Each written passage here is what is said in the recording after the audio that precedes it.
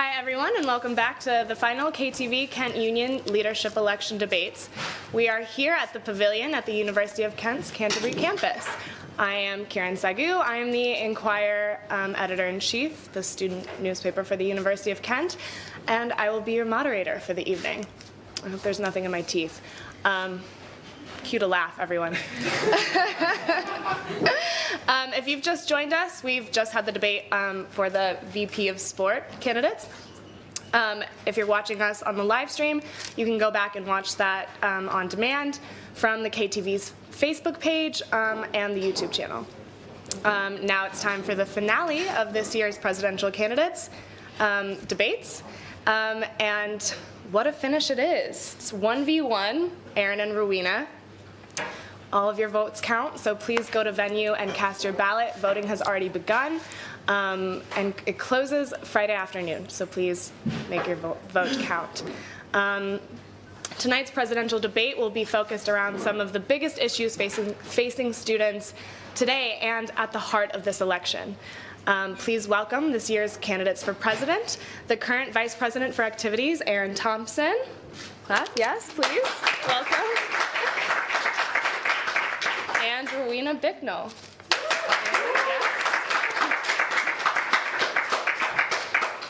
So, like the VP Sport debate beforehand, the next 60 minutes or so, we will see both candidates go face-to-face with questions sent in by you, the viewer, and how you can get involved.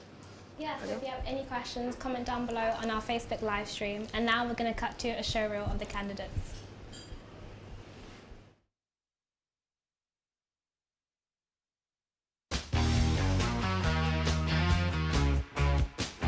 Hi, my name is Aaron Thompson. My main point of my manifesto is student voice. I think it's important that the union do work on things that students actually care about, but also make sure that they are involved in decision making before things actually come up. I think now we are at a pivotal time in history. The university, the union and the government are really now looking and hearing the voices of students. So we need a strong leader at the top who can represent all voices on campus and not just a few. It's really time that we now stand up, make your vote count, and make sure that we are all heard, and make sure that we get the change that we deserve. So act with Aaron. My name's Rowena Bicknell and I'm running to be your next union president. My main manifesto point is to actually get things done. If we can make our union genuinely transparent and accountable, then students can create the change we've all been talking for so long.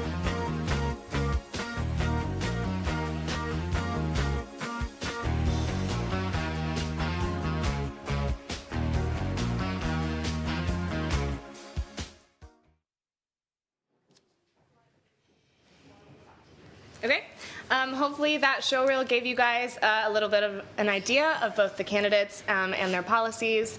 If you want to know more about the candidates' policies, you can read their manifestos on the Kent Union website, which I will give you the URL for. It is www.kentunion.co.uk/leadership-elections. We will firstly begin with a 1-minute opening statement from both of the candidates for them to tell you why you should vote for them and what they could bring to the role of Kent Union president. First, we're going to have Rowena start. Yeah, can I just clarify, it's 2 minutes? Yeah. 2 minutes. Yeah. Exactly. There you go, yeah. Super. Sorry, opening is actually 1 minute, closing is 2 minutes. Okay, Yeah. cool. It's 2. Well, who's calling the shots here? All right, we're going to give you convinced me. Yeah, okay, cool. 2 minutes. No worries. Go ahead. Hello, my name's Rowena and I'm running to be your next union president. Every year, candidates promise things they don't deliver.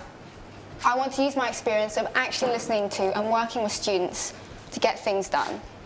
However, to get the things done that students want, we have to make our union more transparent and accountable so that we can create the bold change we've been talking about for so long.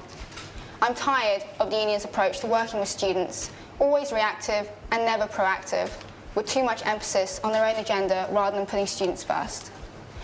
From creating the Scuba Diving Society in my undergrad to competing at Bucks as a postgrad and serving twice as the president of the Kent Graduate Student Association during my PhD, I'm very confident in my understanding of the university and, most importantly, and the union, and most importantly, how to get things done that students want. So my top manifesto points include working with students to increase the variety and availability of food options on campus. We need more initiatives like the World Fest International Food Fair to ensure we have greater variety as well as vegan, dairy-free, meat-free, gluten-free, so students can eat what they want when they want. In terms of student safety, I want to reaffirm the unions and universities' commitment to a zero-tolerance policy to sexual harassment on campus. By working with campus security and our college masters, we can create a reporting tool within the existing Safe Zone app that allows you to anonymously report sexual harassment so that students aren't afraid to speak up when they need support, making our community safer. I also want to make it easier to experience all aspects of student life by ensuring that there is greater variety of gym memberships options for those who only need to access the sports hall or 3G pitches, and making more money available in the access to activities and sports funds to increase participation. Online banking is also a must to make it easier for student groups to run and organise events. These are just a few things of the things I want to get done. Remember to vote Rowena #1 for Union President. Thank you.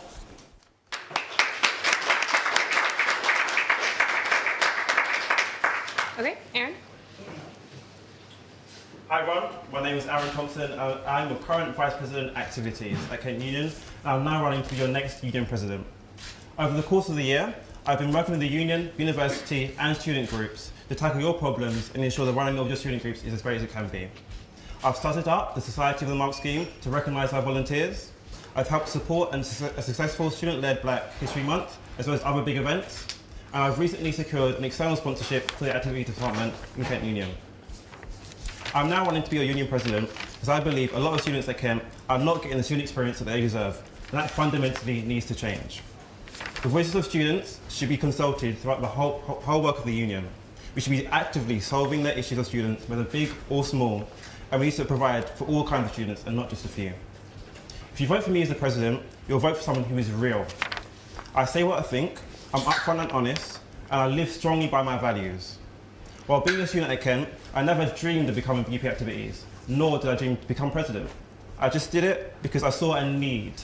I actually thought I was going to be an accountant, but here I am today. But I knew in my gut that I was the right person for this job, and I still do believe that. I'm not perfect, but no one is. But I'm always willing to learn to make sure that my experience, your experience, the experience of everyone is inclusive and as great as it can be. But what I'm trying to say is, anyone can walk the walk, anyone can talk the talk. That can all be learned. But if you elect me as your union president, I will not only have the underlying experiences, but the values that will actually push me personally to achieve the change that you want.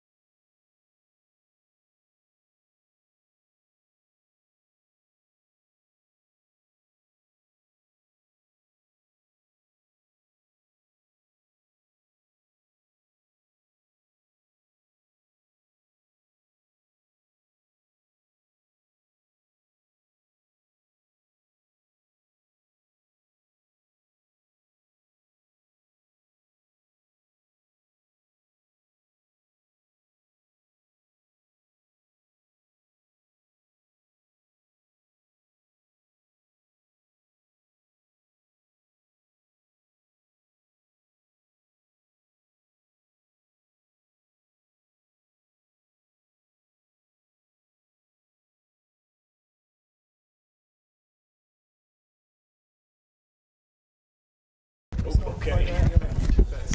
Sorry.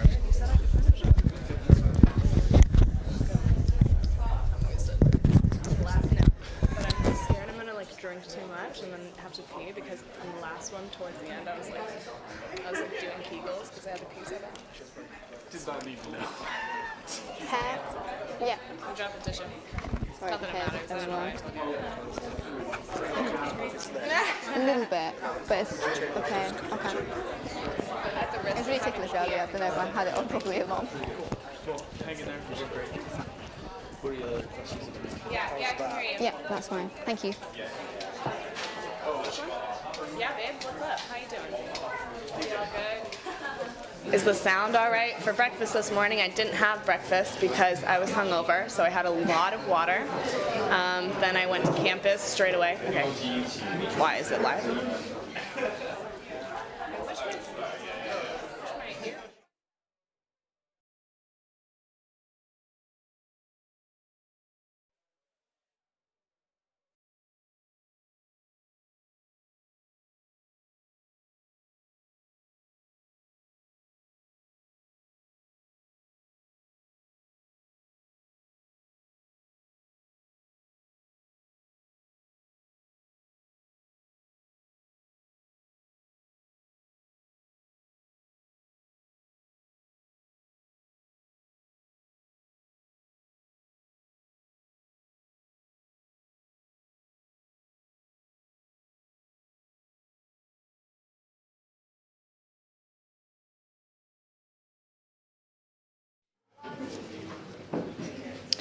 Great, and we're back. Sorry about that little technical difficulty.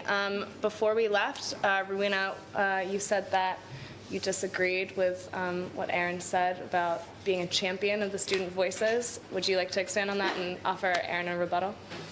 Sorry, did I miss the response to that Sorry. earlier? Was the response to that missed Well, earlier? you said you disagreed with him being a Okay, champion of I the was student going to say we could discuss this later because it was within an exec, but I can discuss it now if you're comfortable. Yeah, please. Yeah. So in regards to the activity awards, one of our exec members raised that it was an issue of the invitation where it's made it seem as though it was free when actually it's not free, and there was a slight disagreement in that. I didn't get involved, but I did note that it was mentioned previously. Other things, just the change and reshuffle of the Society's executive this year, which I'm a members rep of. Last year we didn't have members reps and forum reps. We had specific roles as members reps. We had a treasurer, for instance, the vice chair role remained, and other positions available as well as the forum reps, which represent the forums in which societies fall into. The exec last year disagreed on that, and we are now members reps, which doesn't really give us a clear role description, which I find really important as someone who likes to see black and white, what we should be doing, and what our roles actually entail. It's very difficult to know what's expected of our roles, and I find that quite hard. And I believe that was raised at the beginning of the year, along with the plans for the activity awards. And I felt your response to the student who did raise that issue could have been dealt with better. With the invite, I don't believe it was raised when I originally gave out the artwork, but when I showed it, when the feedback came after it had given out, obviously it's already been printed, so I couldn't change what's been printed. With regards to the forum reps or the restructure, that was done before my term, so I couldn't then influence it. But at the start of the year, I did kind of set out in the training, and also with another member who couldn't make the training, what your role was. So I said that I'd give you a campaign, which was Home Away from Home, which I've given to the vice chair to lead on that. Also, I said your roles are still to do with communication. So every week, someone should be on emails. Every week, someone should be on social media. So you did have that role, but also I don't want to be someone who imposes something onto a student. I want you to take a role and make it your own. You should be able to flourish and do what you want with your role. Because I believe that it should come from you. You should be empowered to do what you want with it. So I won't tell you what to do. I'm happy to give you the freedom to do that. Sure, thank you.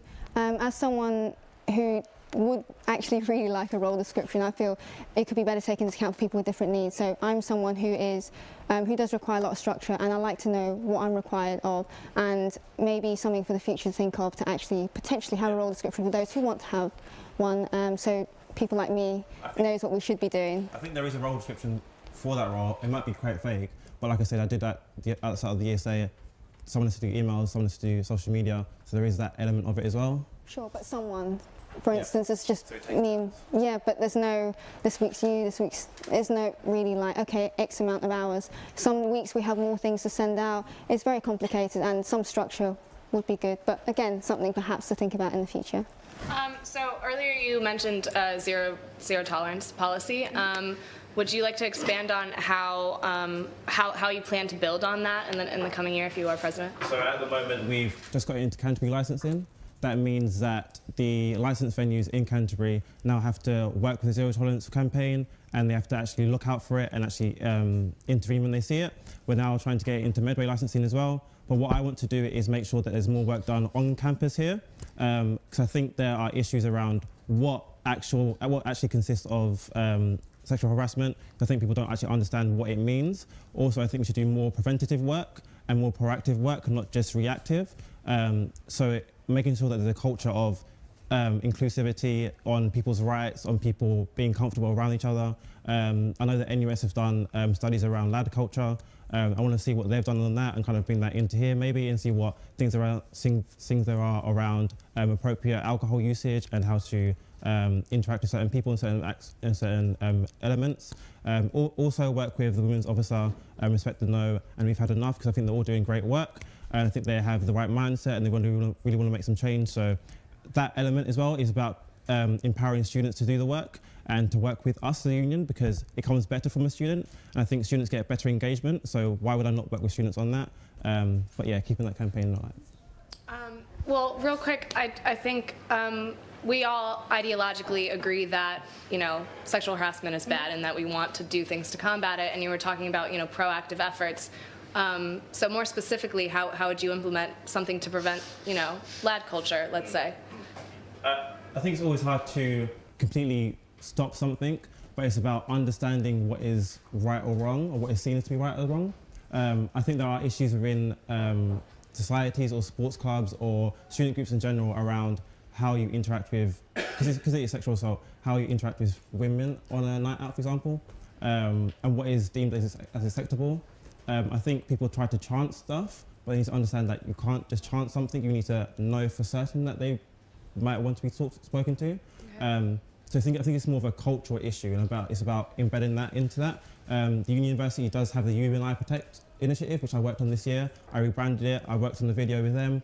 And that's a great initiative on how to be an active bystander and actually intervene and stuff in situations. Right. So I think getting that on student groups is important as well. Rena, follow up? Yeah, please. So I want to actually get something done and do much more than that. As part of my manifesto point, I have also highlighted zero tolerance to sexual harassment policy that both the university and union should reaffirm their stance on. I want to do more by creating an anonymous reporting form online. It would be a very good method, because then we can actually, as a university, we use data. We need data, like types of instances, dates, locations, so we can use this information to see if our initiatives work or not. If we're able to pinpoint certain areas or certain times, we can use that information and work further on it.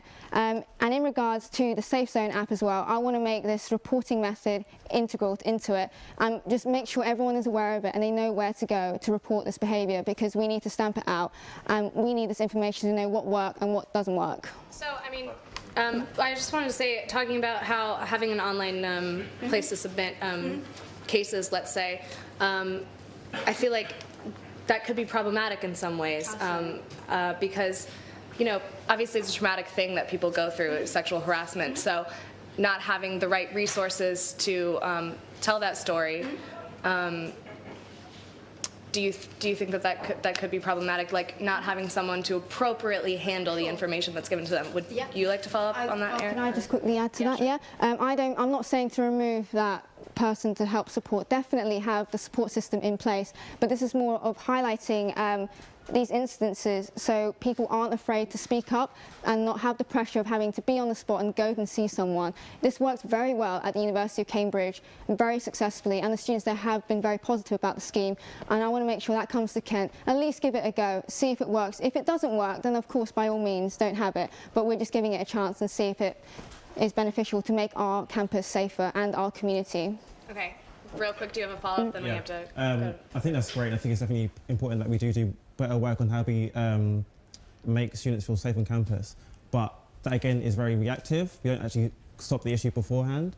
Also, because it's anonymous, how can you ensure that it is a Kent student that is being helped? How can you ensure that it is a genuine thing?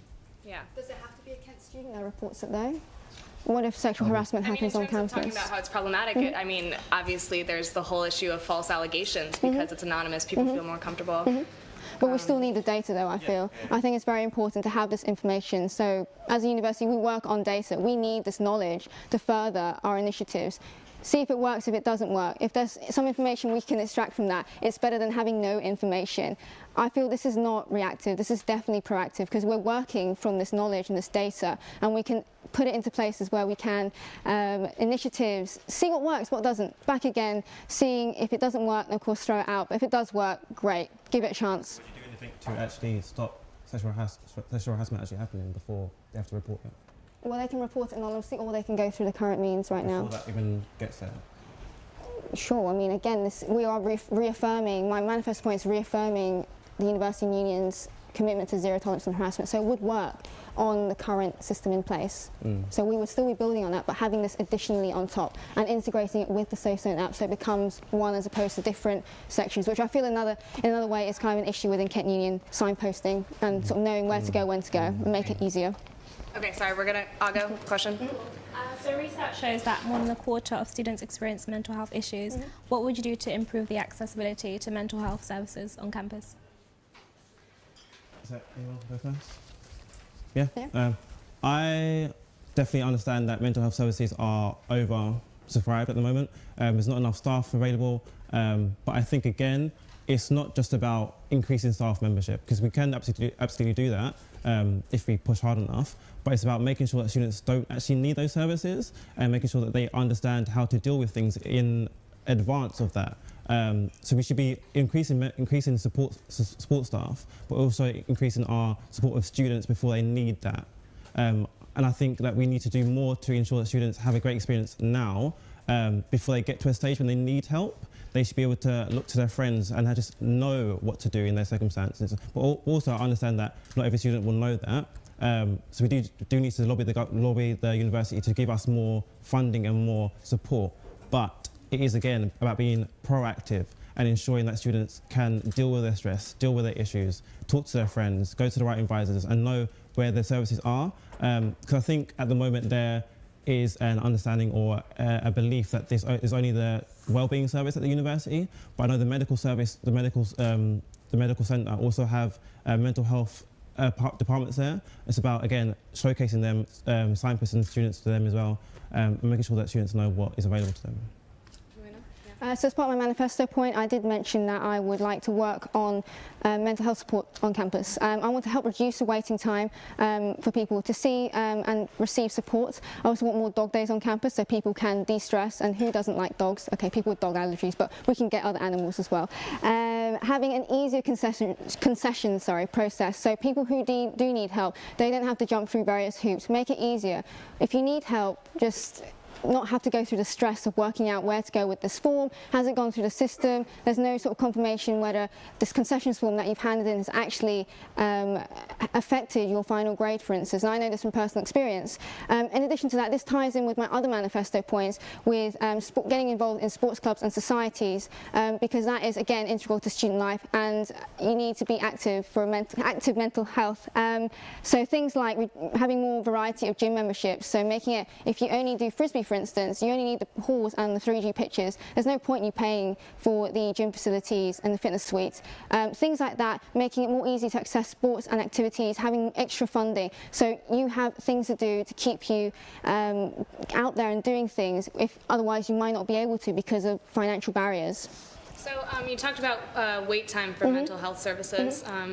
So you want to obviously decrease those times. Currently, what are those times, and what would your aim be for them to So do? currently the time depends on obviously what it is. I have asked students and roughly it appears to be 4 weeks.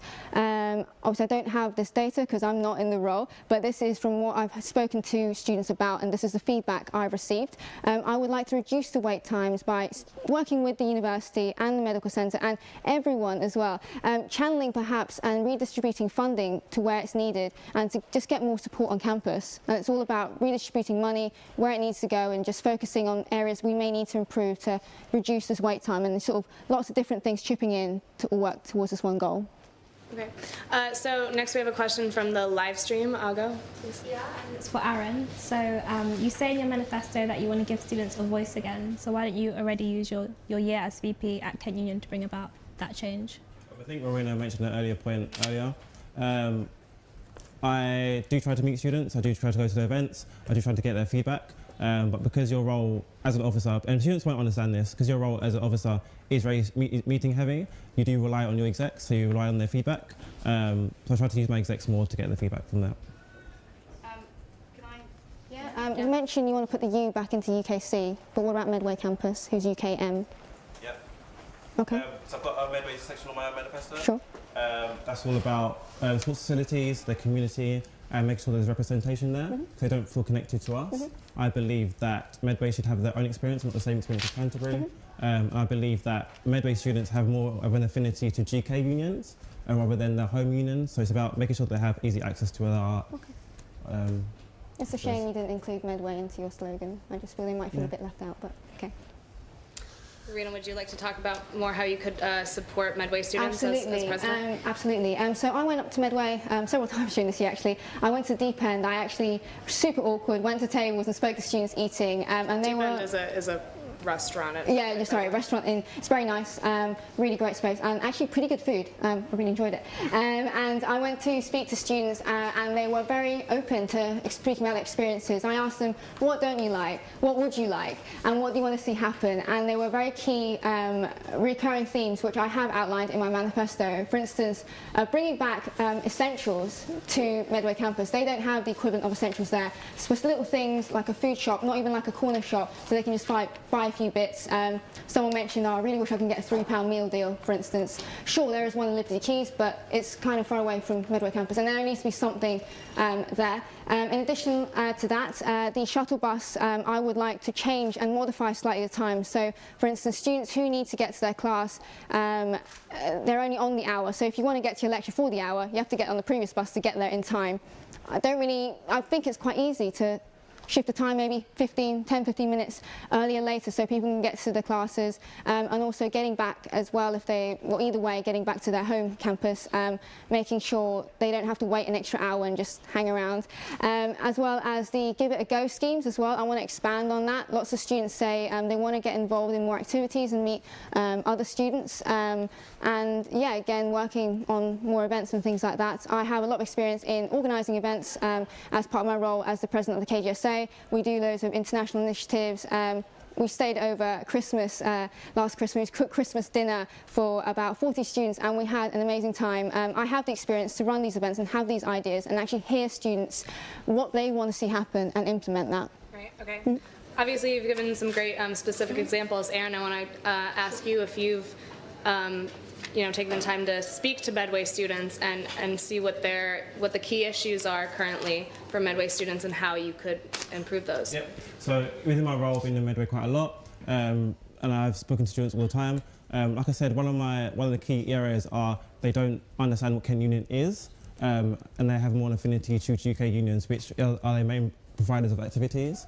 So what I want to do is ensure that because at the end of the day, your home unions are the ones who implement change, not GK unions. So what I want to do is ensure that they actually know who their officers are and have a clear direct link to them. So what I want to do, for example, is instead of them having to email union activities at Kent, I want them to be able to email activities at GK, and that would ping off an email to both their Kent Union representative and the GK and the Greenwich Union representative. That way both SABs can work on the project together. So that would address the representation issue there. I think Medway students continue to talk about how they feel unsafe off campus and how the different areas aren't lit very well, how the town in itself is very just run down and is not really inspiring to students. So I want to work with the local government there to ensure that their town is being revitalised, redeveloped and made more attractive, because the grounds, the actual campus is beautiful. Everyone loves the grounds there, but it's just the town that isn't as great. People love Rochester, people love the surrounding areas, but Medway is always an issue. So those are my Okay. We have another question from a viewer from our live stream. I'll go. So all candidates have spoken about mental health issues. However, what about those with physical disabilities who feel left out in this discussion, such as ILPs and general health? Yep, so as someone who previously had an ILP, I kind of can link with that. I found it quite difficult and I was kind of unsure whether the ILP was taken into account when my work was being marked. And I have spoken to some people who are markers, and sometimes there is no sort of real way of checking that. They have actually referred to the ILP after ticking the box on the concessions form at the the form when you hand in your work. And making sure that that is taken into account. In regards to physical disabilities and other things as well, just getting students, in regards to the gym, working with students groups to make sure that there are methods of getting involved regardless of who you are. Again, this goes back to asking the students what they want and how. There's no point someone saying this is what you should have. You should work with the students all the time. And yeah, making sure students are heard, and if that's something that people feel like is an issue, we should be able to work on that and get something done. Currently, have either of you spoken to students with physical disabilities? Do you think that the union is failing them in any sectors? Would you like to, and if so, how would you improve it? I haven't personally spoken to a physical disability here, I won't lie. In terms of how to improve it, I think one issue is definitely their inclusivity in sports. So I would love to create sort of disabled sports as a kind of an area. So I think wheelchair basketball could be amazing and different schemes like that.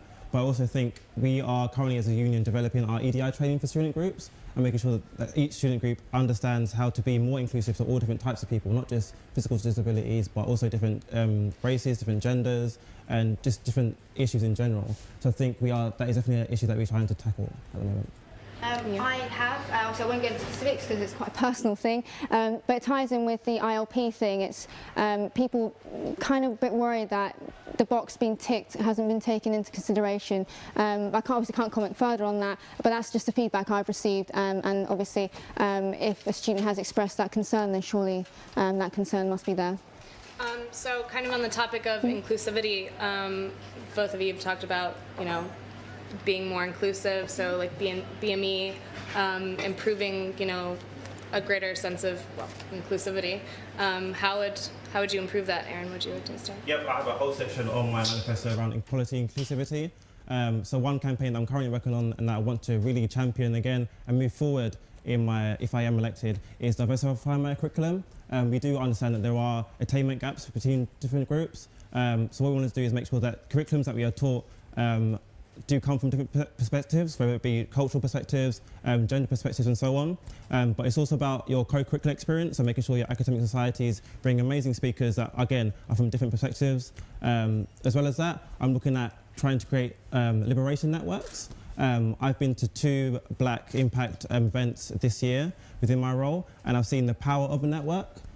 So what I want to do is create networks under all the liberation officers, so LGBT, BME, mature, part-time and so on, and ensure that they have an actual base to do their foundation work and they actually have people to look out to. And when I started this role, I went to the coffee morning for the disabled students, and Elle actually said to me that she doesn't actually know every single disabled student on campus. She doesn't know how to get out to them. I think that is an issue, because how can you make change for people when you can't actually have a way to reach out to them? So creating a network will give her that resource and to be able to do that change.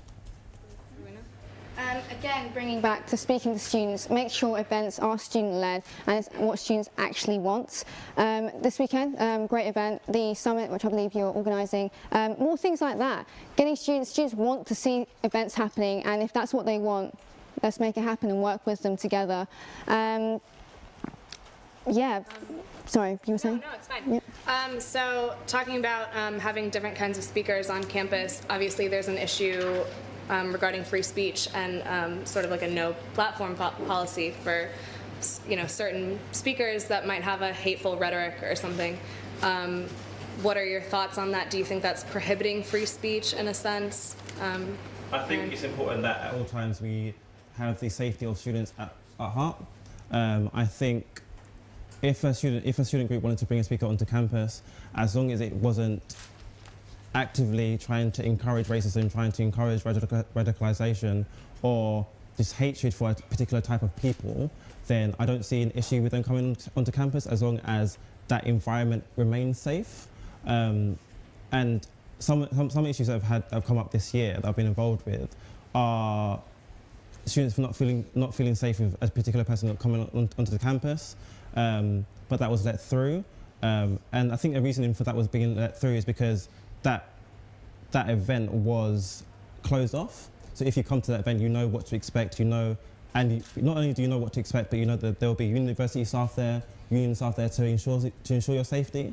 Other events that have gone on this year have been quite public, and you as a normal student might come into an atmosphere that you didn't expect to be in, and that intrinsically makes it unsafe.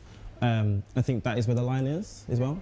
Marina, would you like to follow up, and then we're going to go to... Yeah, sure. I agree. Students should feel safe on campus. However, I think free speech is very important.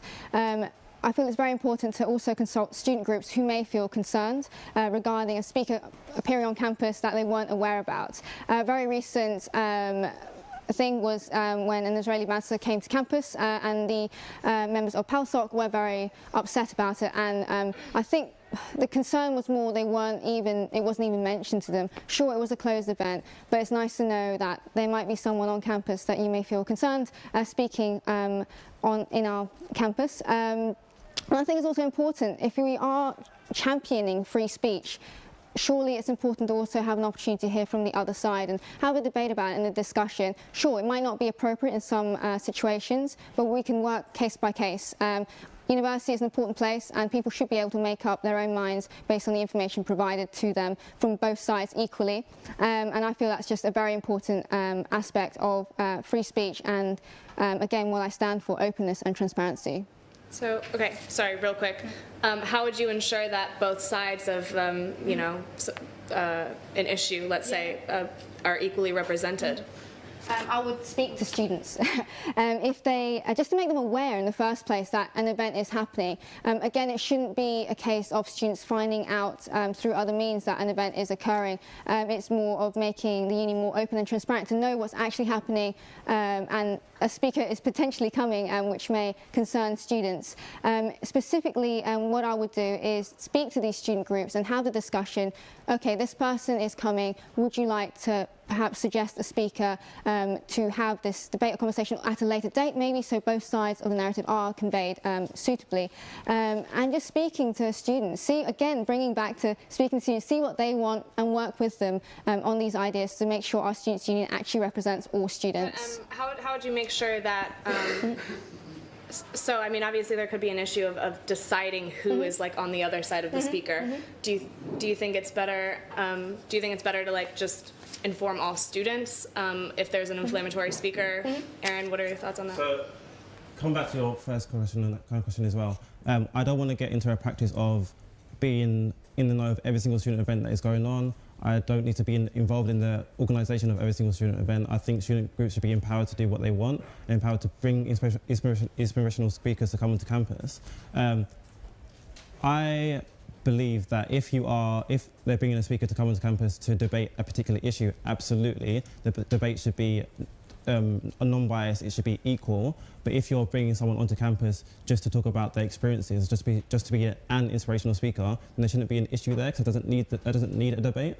But if you're debating an issue, then obviously you can't just have one person there. It has to be a debate, just like we are debating now. Right. It has to have two people, otherwise it's not a debate. Okay, I'll go, please. I have another question. It's for Marina. You talk about opening an essentials in Medway. Are you aware that there was one a few years ago, but it was shut down because it was financially unviable? How would you counter this if possible? Yep, there was an essentials there, RIP essentials, and just going back to what students want. So every time I've been to the deep end, that's what students have been saying. I'm not a Medway student myself, so I'm not going to say what Medway wants, but if this is what Medway students are saying, is what they're concerned about, then perhaps it is something we should be considering about. Maybe a smaller shop. I don't know how it would work in principle, but it's something we should be consulting students about and working on. If it's something they want to see happen, work around it, and we can sort of bring together and have a resolution to this problem, because students are concerned that they aren't able to buy just a quick few bits from the shop, and they want it to be more affordable. Follow up, yeah. I agree with the sentiment of that, but from my experience, it's actually completely different. I've heard Medway students say that while this idea has been proposed in the past, they don't actually need it because there is a Tesco or Liberty Keys, there's an Asda nearby. Also, there's so many food outlets at Medway that they all actually just lose money, so it doesn't actually make sense. But I do agree that they should be able to have quick buys if they need it. But also, Medway campus is not just your normal student, it is part-time, there's a large community on there, so they don't always they're not always going to be on campus, they will just come for the lecture and leave. So it's not as a necessity as it is in Canterbury. Yeah, I'll go as a follow-up question. So on the topic of essentials on campus, a lot of people say it's overpriced, and I agree. What would you do to change that? I don't know if it needs to be changed, if I'm honest. So we continue to have this question. The money that Essentials makes goes back into students' pockets because it is a union-run thing. Any money that we make goes into funding our sports clubs, our societies, and the general work of the union. So if we wanted to reduce prices, that does mean that funding has to come from somewhere else. If we wanted to get cheaper prices, then we could get Tesco in. But one of our key things about the union is that we want to employ students, we want to put more money back into students' pockets, and we give that by giving so many employment opportunities. Whereas if you had Tesco in, they probably employ like half maybe of the student staff that we do, because their priority is not the amount of students that get employment. Their priority is just money making, and I want us to remain student-led, student-focused, and making sure that anything that we do make goes into student pockets. We're going to follow up and then we're going to go to the floor. Essentials, yes, a lot of students are concerned about prices and essentials. I do agree that the money does go back into student groups, but perhaps it's a case of making students aware that that is the case. I would like to make sure, perhaps not even make sure, just have something in there that shows each X percentage of the money you spend here goes into doing these incredible things. Perhaps have some images up in the essentials so people can see what's actually happened with their money. Yes, they employ students. We should keep essentials. Jobs, people need jobs, and just making sure that maybe if prices are too high, to review them, but making sure students are aware that this is where their money goes to, and perhaps it's just a case of telling people this is where it goes, and then if people are still concerned, we can take it further by reviewing prices on perhaps individual things that people are particularly concerned about. Again, bringing it back to students and making sure students are heard and they see what change they want to have happen. I completely agree with that, and I think we are starting to make that wavelength. We're starting to make movement on that, because I don't know if anyone's seen, but this year especially we've kind of not rebranded, but we've added more signage in Essentials that says stuff like recycling your student pound, to make that message more prominent. So we are going in that direction of kind of communicating what your money is actually going into. Okay, I'd like to open up questions to the floor. Does anyone have a question? Bill?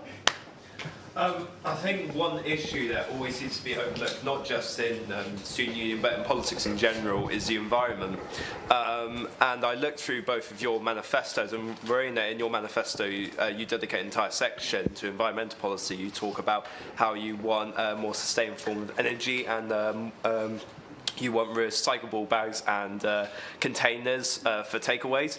Aaron, you don't seem, so you can expand on that if you can, but Aaron, you don't seem to mention in your manifesto anything about the environmental policy. So do you have a particular vision or initiative that you want to take into improving the environment? Because it's, as Inquirer reported, last year, University of Kent was ranked as one of the worst universities for its environmental policies. So can you expand on anything towards that? So I know in terms of reusable stuff, A lot of outlets are now moving towards reusable cups. So I know that we use vegware, for example. So I want to continue with that movement. I know there's a national thing around the use of the straws. I think Michael Gove said the other day about they could be banned potentially in the future. And I know that outlets on campus are now either putting the plastic straws away from the counter and you have to ask for them, or there is now a movement towards using cardboard or paper straws. So again, making sure that that is something that's done like perfectly across all outlets is important. It's important to me.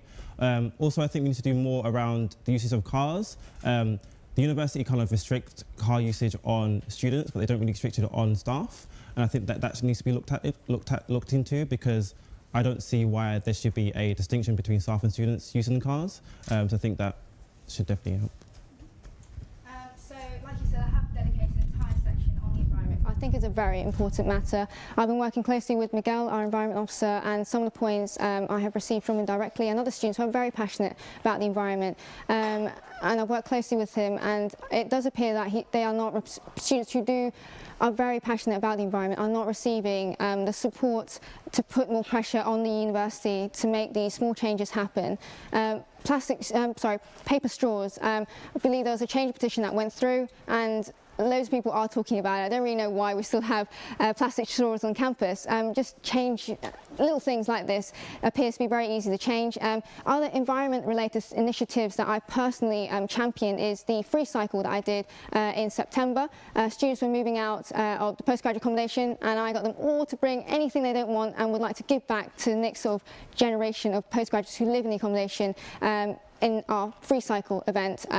Estates weren't too happy that we had all this stuff in Wolf Foyer, but we had an incredible response, and students were so positive about this. I want to bring this initiative campus-wide, so all other accommodation places on campus, we have this free cycle, so students don't have to fork out money, perhaps unnecessarily, for plates and pots and pans, silly things like that, which would really just make life easier. You don't have to move to Union and stress about, oh no, I haven't got anything to eat out of. But hey, I can go to this free cycle and pick up a few bits. And it's all about making sure our environmental impact is as low as possible. And little things like this, I think, will really help. Sure, start small, but then we can get big and make sure we don't end up being on that list of most unenvironmentally friendly. Anyone else have a question from the floor? Oh, wow. Gosh. Brendan. Yeah. Yeah. So this year we've had a very successful Black History Month. That's sort of the events that happened before. So this question is kind of directed at Rowena. How would you, if you become president, continue to support the progress made with BME students, because you don't seem to mention BME or other student groups in your manifesto? So how would you continue to support and develop what the progress has been to be? Yeah, I think I heard it, but I think I got the question. So in regards to ensuring that this movement continues, again, working with students directly, our part-time officers, making sure everything is student-led and is what students want, basically. Ideas and just getting the word out there. If people want certain ideas, certain things happening, have the union supporting them to make these ideas happen. Aaron, would you? I think that was the question. Sorry if it's not. I mean, How would you tackle that? Stuff, but like I said, I've got the liberation networks. So that's Actually helping people to network with each other and kind of grow their personal network. I'm also looking at food options on campus. I got the Jamaican patties into essentials, so it is actually something that you can achieve, something I want to look into. Diversify my curriculum again, looking at attainment gaps, looking at making sure that we are an inclusive campus. Yeah. Okay. Any other questions, please? Blue sweatshirt. So both of you mentioned student voice quite a bit throughout your campaigns. I'd argue that as a part-time officer, I should represent a quite significant portion of the student voice.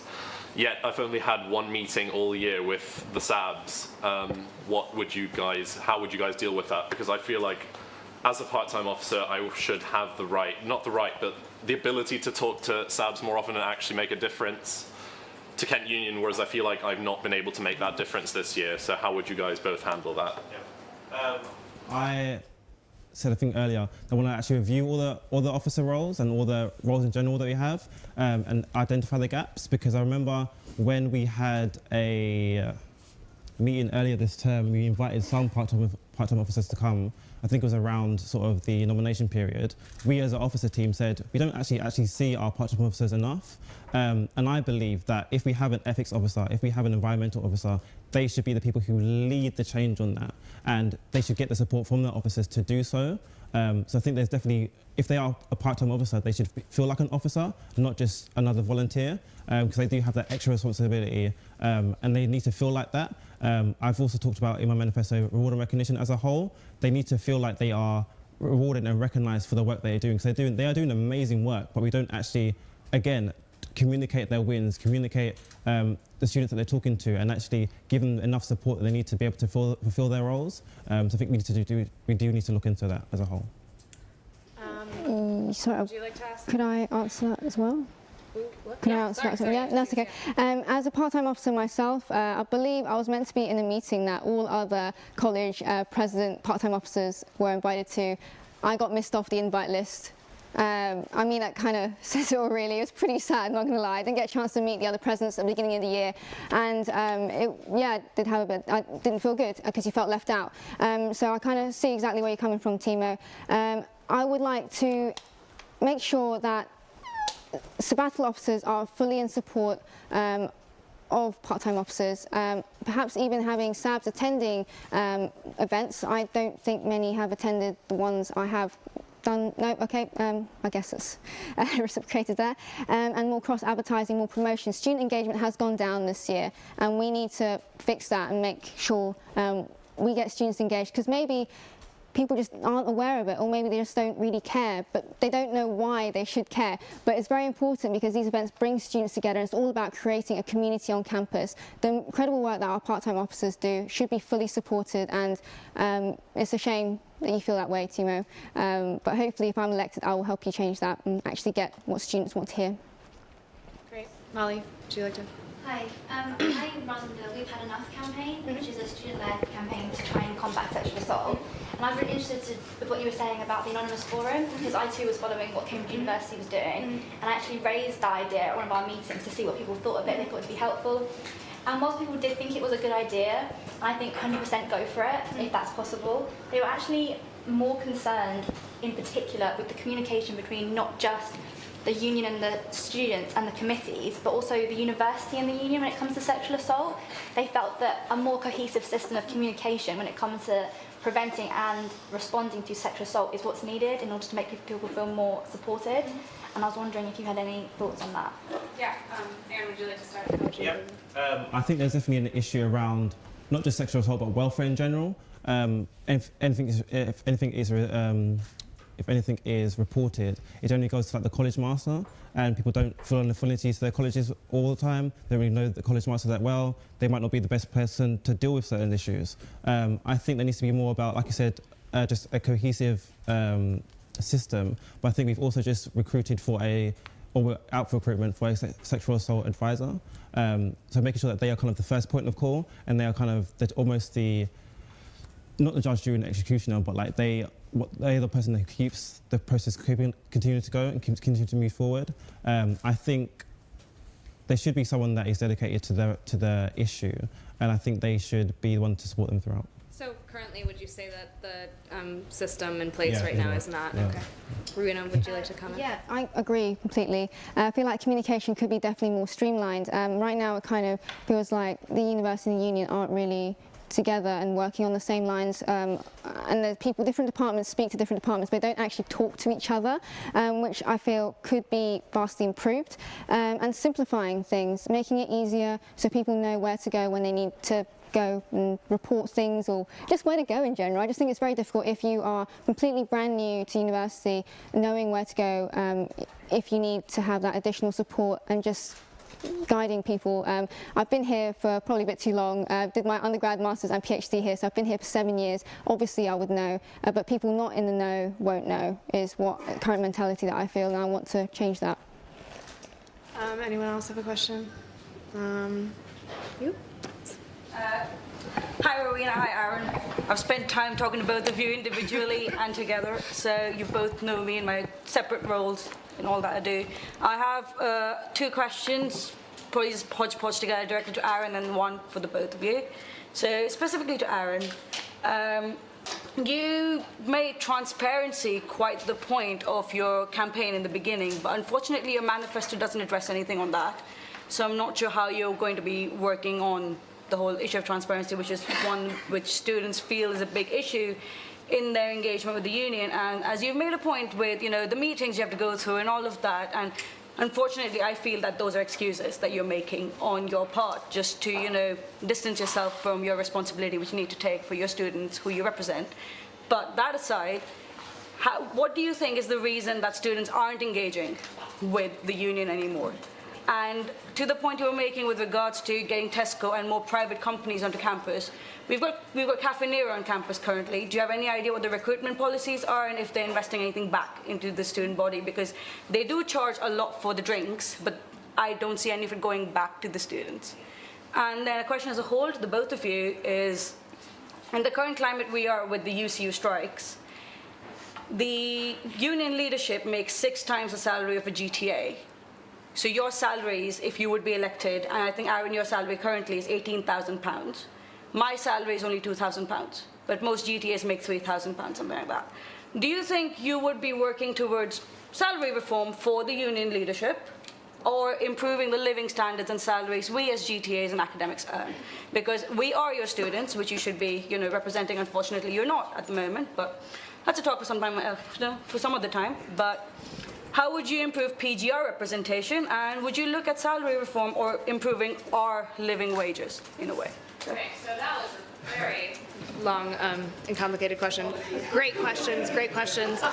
Just to simplify that, first, I think you talked about engagement and transparency. I think we should address that first, sorry, because that's really interesting. And then Cafe Nero and giving back to the students and the salaries thing we'll go to later. But first, I want to talk about transparency and engagement with students. Would you like engagement, I think a reason why it's gone down is because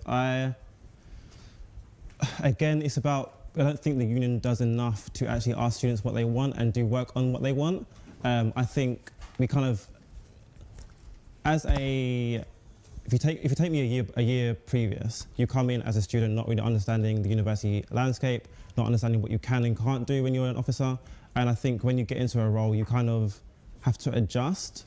And I don't think we communicate that enough to students. And I think we have to, or we do in general, we kind of limit ourselves. And I don't think there's enough, we don't put in enough work to do the work of students. We kind of prioritize what we do in terms of going to national stuff or doing local and big things. We don't actually fix the issues that are faced by students on campus. When I first came into the role, I saw that UWL, the University of West London, had the best student satisfaction, and that is because they actually do make changes that students care about, and that could be small things like they said. One of the officers spoke to nurses, and they said that an issue that they had was that they didn't have a microwave in their quarters. They fixed it, and student engagement went up. I think that's what we need to do more of, actually asking students what their actual current issues are and working on that. In terms of your transparency point, in my manifesto, I talk about having the student committees and making sure their voice is heard throughout the process. So things like venue, things like essentials, things like Kent Sport, making sure that they have input in their work and how they structure the work from the very beginning, so that it informs the work throughout and forever, is what I wanted to look into. Is that just that point, yeah? And we'll have Rowena talk about how transparency can be improved, what points need to be improved, and then building on student engagement. Sure. So bringing it back again to the reason, I think the reason why students aren't and student engagement has gone down this year is because people just don't care. They don't really feel like the issues they are passionate about are being worked on, and it's all bringing it back against the students. The thing that I've been saying all night, making it open and transparent, so we have a students' union that actually represents all our students and all their views and concerns are taken into consideration. Addressing the thing on the UCU strikes, I understand as a student who is probably a bit too involved with this, I wrote an open letter to Kent Union in regards to their stance on the strike action and the statement. I think I mentioned this earlier, they only mention students who are learners, not those who teach as well, and that really is quite painful to read because it completely forgets about the GTAs and the HPLs who are part of our student community, who are the PhD students, who, yes, they are going to get a huge cut out of their wage and they're being heavily penalised for taking part in these strikes right now. And the union needs to take a firmer stance on this to represent the views of all students, because right now it is an attack on our education essentially, because if you reduce the pension and cut the pension by almost 200k, it's surely going to affect the future of everyone's education, and people might not want to go into academia because why would they if the pension is so much lower than another job perhaps. And on the point of the salaries as well, I think I've got all the questions written down here, so quickly. Union salary, 18k or whatever it is a year. I'm not doing it for the money. If we need to actually reform the union salary, then that will be something that I would consider and consult whoever needs to be consulted on. I'm doing this role because I'm giving this a go, sorry, because I want to actually make change. I've been here for too long and I just want to, I've seen what happens, I've seen what works and what doesn't work, and I actually want to make change and make your student experience better. And yeah, no, I'm not sitting here for the salary at all. If that's something we need to work on, then it will definitely be something that needs to be worked on. We also need to put more pressure on our university as well in regards to salary of particular positions higher up in the hierarchy.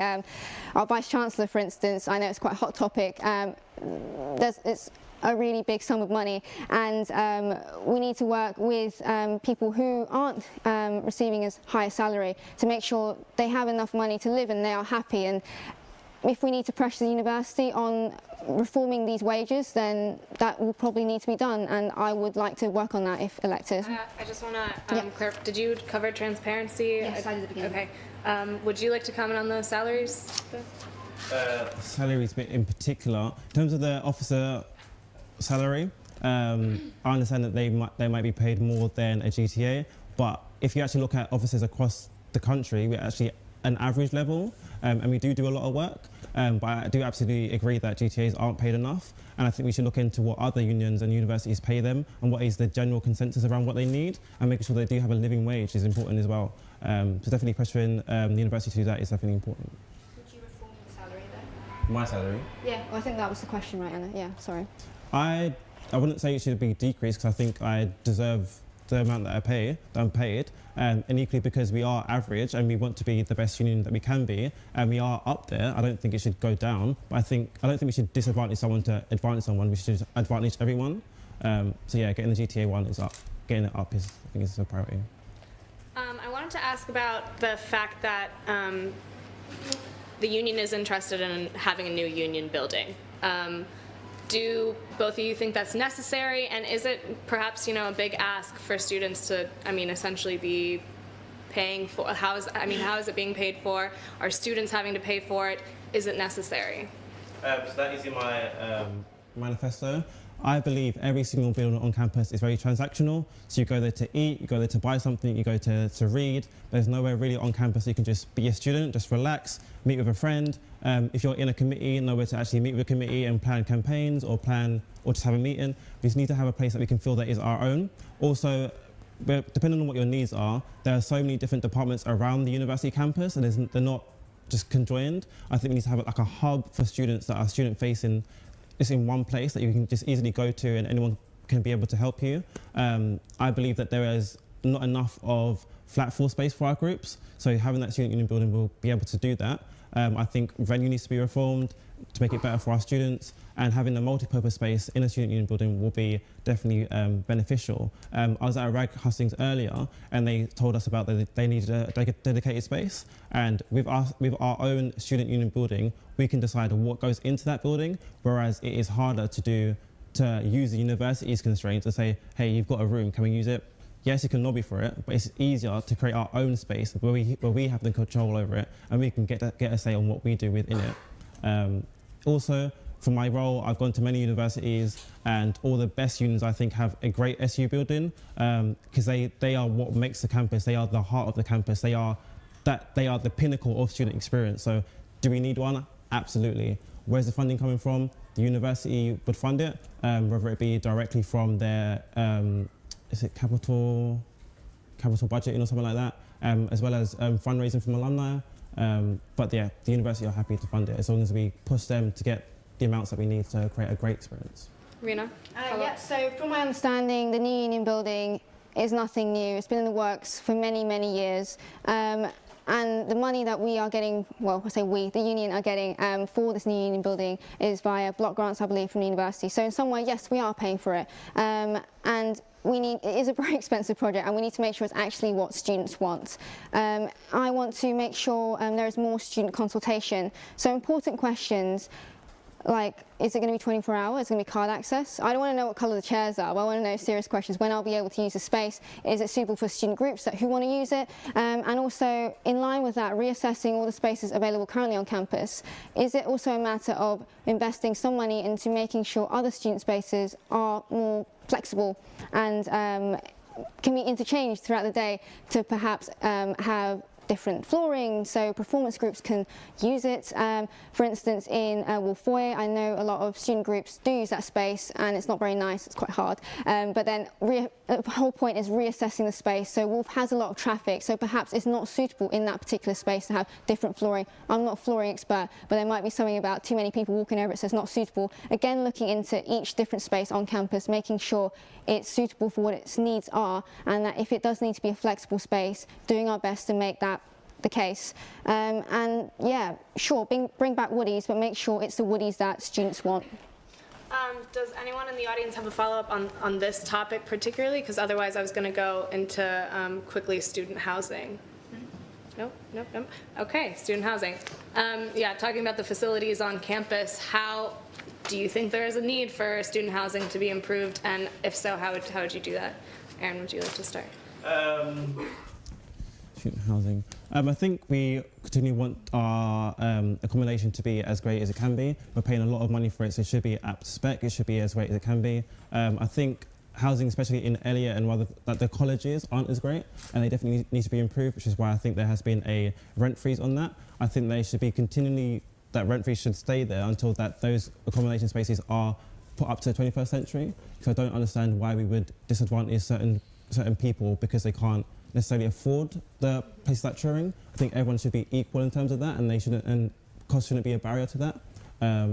But I know the university are continually upgrading their accommodation, whether it be in Parkwood, whether it be in Turing and so on. We are getting ready to see an increase in students coming to the university, which I think is why there are more student accommodations being created in town. But they're not always student friendly. So you do have rogue landlords, which is why we have the home stamp brand to ensure that there's less of that. But is student housing an issue? Absolutely. Does it need to be improved? Absolutely. And I think there needs to be more emphasis on the actual college spaces. Because I think Parkwood and Turing are great spaces that don't need as much improvement as the college spaces. Okay. Follow. Yeah, I completely agree. Student housing is definitely an area that needs to be improved. One of my manifesto points is to bring home stamp to campus. So home stamp, for those who aren't aware, is a set of agreements that landlords in town who would like to get this accreditation, they need to meet a certain standard before Kent Union, I believe, advertise it via their home stamp website. The same expectation and agreement should be made clear on campus as well as off campus. Students should receive what they are expected to receive. For instance, in Wolf, I always say Wolf, but just various different accommodations. Tyler as well, there are problems with the accommodation there. Showers, the thin walls, windows leaking cold air. People shouldn't feel freezing cold in winter, and there should be running water in student rooms. That's just not acceptable. In regards to off-campus as well, because I also think it's a very important area to address, in relation to the admin fees, I don't know about you guys, but I definitely feel a little bit ripped off. Having more transparency on that. If there's no justification for the outrageous fees that they charge, perhaps there's a need for the union to put more pressure to reassess whether any costs are unjustified and change this and stop them and modify them. If they're justified, sure, but make sure students know like what they are paying for and how they're paying for that, and that they're getting value for their money, because we shouldn't really be getting scammed, which I think is kind of the case right now. Right. So how would you, implement something like that, like controlling admin fees, especially if it's external to the university? That could be difficult to do. Yeah, I think it'll be a challenging topic, but I'm happy to take it on. In regards to how I would actually do it, contacting the letting agents in town and the companies there, assessing the fees that they charge, looking at their contracts, seeing what they are actually charging for, how much, and exactly what for, asking them, be more transparent. Right, this £50, where does that go? Okay, within this 100, whatever amount, what section of it goes to what? And if there is no justification for certain parts of it, then we will look into doing it. Sure, if it's totally justified, then fine. But again, bringing it back to students, what do students feel they're getting value for their money for that amount? Yes, then okay. Then no, we'll work on that. Asking students what they want to actually get things done. Would you like to comment on that, Aaron? Yeah, I think I agree with that approach, but I think it'd be good to do sort of a similar approach to like zero tolerance, so getting the actual local government involved, sort of looking at the student admin fees across all letting agencies, and making kind of a case study or kind of an actual report as to how much they are charging, what it is supposed to go towards, and how it affects students. Also looking at best practice across the country and bringing that to the government and seeing, hey, how can you help us? Because I don't think the government is against students in any way. I think they do want to help where they can. I think we should trust them in that, but I think they just need to be pushed, and they need almost like Rowena was saying, we do work on data. So I think it's important that we do try to get that data and kind of give them proof as to what the impact is on students. Because especially in Canterbury, they recognise that this is a student-heavy population, and without students, it would be quite dead, to be honest. So I think making the government understand that they do have an obligation to meet the needs of students and actually work on their behalf is important that we do that. So, talking about, I was just going to say, how is Kent Union's relationship with local government then? Is that something that Kent Union, like this year, has worked on? Yeah. So we meet with the local councillors quite frequently. Our VP Welfare sits on a home stamp board, which is a board made up of Kent Union, Christchurch, UCA, and the local government again to look at housing as a whole. But yeah, we always meet with the government quite regularly. We don't just look at housing, look at environment issues as well. Follow. Yeah, so personally, I would rather start small than go big straight away. By running this sort of minor pilot study, in that sense, just within Canterbury, we can get this data and then bring it up to the top if there are findings. Obviously, as a postgrad student, it's kind of my mindset, starting small, and if there are key elements that we can pick up on and work on, then bringing it higher up and escalating it further. So starting small, how so? So just within Canterbury, instead of just going global straight up, at least we can provide our data from our little but quite big city, which has a lot of students living here, and going from the bottom up. Right. So, I mean, working with local government, would that be something that you'd... Yeah, later on though, but sort of focus on Canterbury, and then, because we are Kent Union essentially, so focusing on the local community first and then bringing it up. Government, not Yeah. Oh, I thought you meant Parliament. No, that's big. That's not... Cool, okay, yeah, I guess. Yeah. Well then, okay, yeah. Do you have any other questions, or the audience? Maisie, that's okay? One of the controversial issues this year was the union pressuring one of the UKIP society's social to be cancelled. Do you think this decision made by union was just? And which ways do you think are the best ways to promote free speech on campus whilst effectively moderating activities and speeches? With that decision, I, as the activities officer, had to make the call with my officers. I consulted staff, I consulted my exec team, I consulted the Muslim community on campus as well. I kind of alluded to this earlier. The reason it was stopped is because their uses of words was not correct. They're calling people infidels. It's not a word we should be calling students at all. Equally, because their event was very public, they were doing a bar crawl, going from place to place, wearing costumes that would not be safe. A normal student could go into an atmosphere and just completely feel unsafe. They wouldn't expect to be in that. They would expect to go into an atmosphere and be enjoying the time with their friends. And the reason it was stopped because it does stop that. In terms of free speech, we alluded to the Israeli ambassador coming to earlier. That continued to go on because that was a closed event. You know what you are expecting when you come to that. But again, there was union staff there, university staff there to ensure that the event went well, and it went well. There was no complaints after that. But yeah, that was the reason that was stopped, because it is very public and it makes people feel unsafe because they could go anywhere and people wouldn't expect it. Great question. Yes, so definitely it's a very difficult thing for sure, because students did feel concerned, and I think we had this discussion as well because it was raised, because it was very publicly made. I feel that societies on campus, every student society on campus, should be able to have events. However, each event they have, perhaps if the union spoke to them and worked with them closer, to actually mould it so it is perhaps better, so people feel comfortable attending, but by no means, so perhaps tailoring the event slightly and providing suggestions of improvements, working with the student groups to make sure they reach a compromise perhaps, but still let UKIP, regardless of your political stance, let everyone have a chance to have their society and have their free speech and discuss the ideas, and let people ultimately decide what they want to agree with. But no, definitely, yeah, great question, very current as well, and I know it was also covered recently on Inquiry, and I've heard a lot of students discuss it, but yeah, perhaps handling the situation a little better and just working together a bit more and making sure it's sort of students talking to students as well. Every single event then that students do? Mm-hmm. So particularly with that event, because it did raise so many concerns, I feel things like that, obviously case by case basis, but making sure students, events that students would like to run, if there are any concerns with it, that perhaps some discussions, I'm not sure exactly what went on with that because I'm not VP activities, but whether it got shut down immediately or if there was a discussion of this is other ways you can have an event and making students more comfortable on campus. But sort of some way or form or shape or another, allowing them to have this event but making sure things are put into place so people feel comfortable.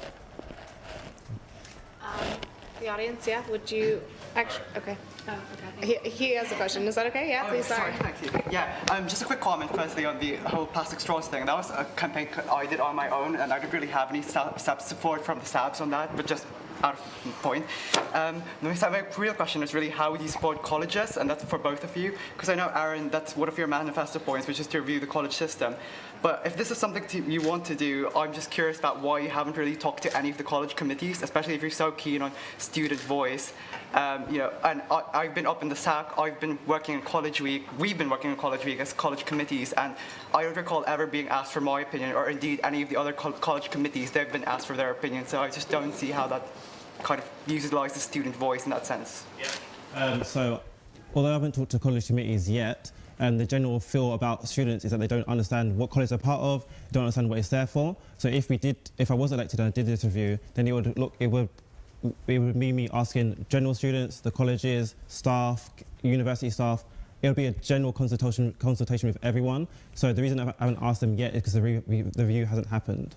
But the general feeling within the student body is that they don't feel an affinity to their colleges. Yeah, so this is probably the first time, I think this is the first time I've actually heard that this review is happening, and but will be happening is what I was assumed was, is that right? Sorry? Is it happening? Was there discussions that it would be happened? First, from my knowledge, yeah. Okay. I feel like students shouldn't really find out like this. As a college president myself, it's a very tricky subject area, and sure, you might need a review, but it's important that students don't find out in these ways, and yeah, I don't know. It works in some places and it works in others. I would have wished to know earlier and not find out tonight. Okay, so we're nearing the end right now, so I think I'm just gonna go to closing statements from you guys, if you're okay with that. Yeah, that is the end of the questions. Each candidate will give a final 2-minute speech explaining why they should be elected as your next Kent Union president. So we're gonna start with Aaron and then Rena. Management is doing things right. Leadership is doing the right things. Firstly, thank you for everyone for coming out tonight and watching this debate. I hope you found it useful. Thank you for KTV, Kent Union, and Kieran for being our chair. My manifesto had 3 main things: my experiences, your experiences, and the opportunities available in the future. Ask anyone and they'll tell you, I'd rather sacrifice myself than see anyone else suffer. I don't have an agenda. I don't want to be your union president just for the title. I want to represent you, and I want to make an impact in your life at Kent and on those that follow. I recognise the challenges that come with being a president, being the voice of all students on campus, representing you to the university, to local and national government, and to the press is not always easy. And this is why my priority is student voice, so that I can ensure that I get it right as many times as I can.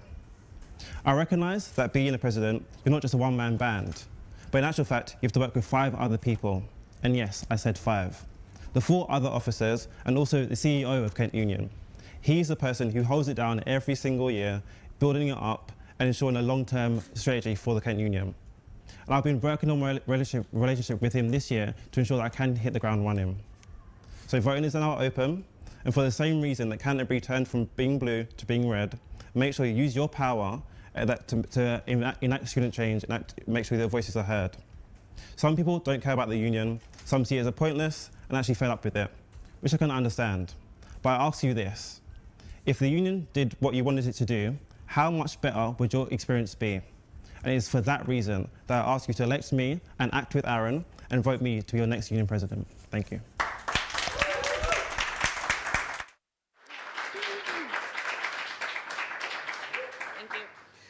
Rowena? Yeah, sure. So firstly, again, thank you so much for Student Media for organising tonight. It's great to be able to speak to students, unfortunately not before voting has opened, which is a slight shame as 20% of the votes have passed. However, I hope this opportunity allows people who haven't voted yet to better discuss the ideas that they wish to have and have been able to ask the questions that they want to have asked. I want to get the things done that students want.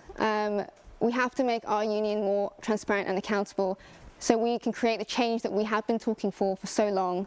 I am the best choice for the next union president because I know this university, I know this union, and I know this community. I've been involved in so many different aspects of them and have both an insider's and an outsider's perspective. I understand student frustrations, and I also understand how to get things done. So let's actually get things done. And remember to row your vote and vote Rowena, #1 union president. Thank you.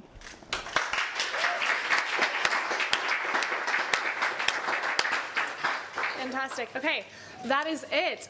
Now it's up to you, the voter, to decide who you'd like to elect as your next Kent Union president. Remember, obviously, voting is open right now, and it closes Friday afternoon. It's up to you who will become the next sabbatical members of the Kent Union. A big thank you to our audience here tonight. Round of applause. You guys are great. And a big thank you to our candidates, Aaron Thompson and Rowena. Yes, again. And Rowena Bickwell. Bicknell, sorry. Applause. Yeah, thank you to everybody behind the scenes. KTV, thank you guys for being here and getting through all the tech.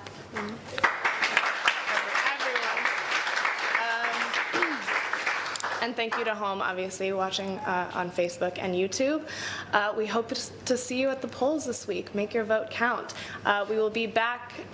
And we will be back Friday live to broadcast the results from venue. So until then, thank you from all of us and good night.